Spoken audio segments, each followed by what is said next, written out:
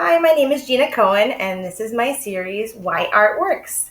This is part 2 of episode 3, and I'd like to welcome all the way from Sydney, Australia, artist Paul Newton, here to discuss today his 2 Maggies. Welcome, Paul. Yeah, hey, Gina. Good day. Okay, so let's get into talking about these 2 Maggies here, these portraits that you've done 20 years apart. First part of this episode, I go into detail about the technical differences in your processes from then and now. Could you talk to me a bit about what it's like to paint someone for the second time? Yeah, for sure. It's interesting because it was, as you mentioned, 21 years between the 2 portraits. And obviously, as time goes on, everybody's a bit older than they were 21 years ago. When I first approached her about the second portrait and told her I'd like to explore that composition afresh, she said, "You don't want to paint this old gal?" And I said, "No, I would love to, Maggie." And when I met her and was working with her, obviously she's older, we're all older, but she was just as elegant and beautiful as she had been all those years earlier. So it was fun. It was like revisiting a composition or an idea that I had, which at the time, back in 1999, seemed to work really well. And I just thought it would be interesting to see how I can explore that again a bit further. Okay, that's really interesting. So with so much time having passed, in the original shoot, you were touring her property, walking around. Were you more limited in the references you were able to collect the second time around? Because Maggie was older, she wasn't able to stand for as long.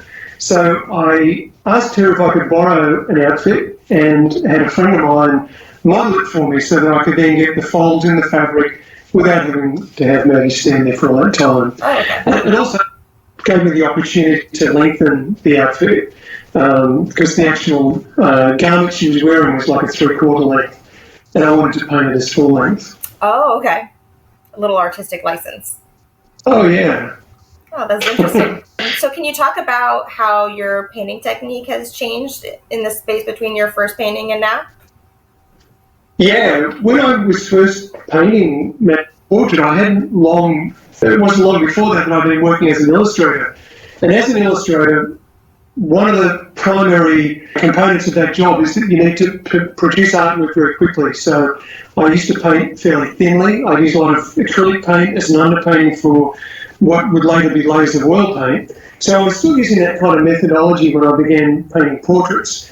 So I used that sort of technique with Maggie's painting. And the first painting, I scrubbed off the background and did a whole lot of stuff, mainly because I was able to because it was acrylic paint. And it was a very slow evolution over the years, mainly as a result of having seen works of the masters in the flesh, people like Sargent and Velasquez and Whistler, and I loved the way they painted. The flesh tones were so subtle and beautiful, and the paint was a lot heavier than what I used to the way I used to paint. Are you referencing as in like alla prima? Yeah, exactly. Oh, okay. And that's exactly the way my technique evolved into a method where I would paint, as you say, alla prima, such that the paint, when it went down, the way it went down is the way I wanted it to end up looking. So I wasn't just painting a first layer, then a second layer, and then successive layers, but rather the way I painted was the way I wanted it to finish looking. And by doing that, you get an effect which is very fresh. The paint looks it doesn't look overworked if you do it properly.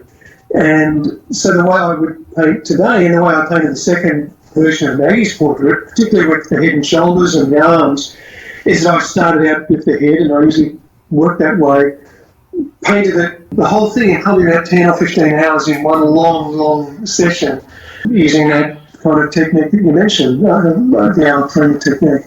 Well, I do believe it looks very fresh. Both paintings are really great, and I'm so glad that you could join us and share a little bit more information about how you painted them both. Well, you're very welcome, Gina. Well, nice to chat, and hopefully we'll see you back on here. Maybe we'll talk about another artist, another piece of one of your favorite artists. That's good. All right, well, take care until next time. Yeah.